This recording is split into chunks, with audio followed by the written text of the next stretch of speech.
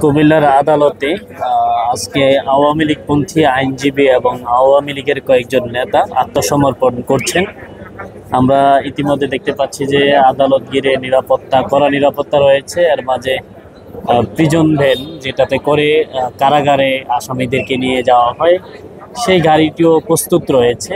এই মুহূর্তে আইনজীবী সহ আওয়ামী লীগ নেতা নুরুল আহমদ মাহমুদ তানিম ইতিমধ্যে আদালতে আত্মসমর্পণ করেছেন। শুনানি চলছে।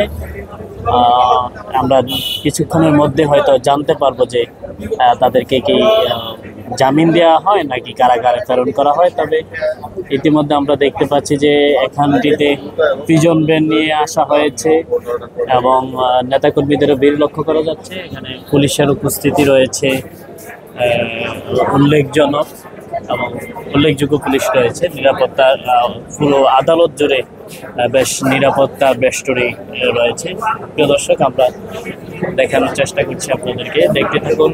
আওয়ামী লীগের আইনজীবী এবং আওয়ামী লীগ নেতারা কি আজকে জামিন পান নাকি কারাগারে প্রেরণ করা হয়, সেটি কিছুক্ষণের মধ্যে আমরা জানতে পারব।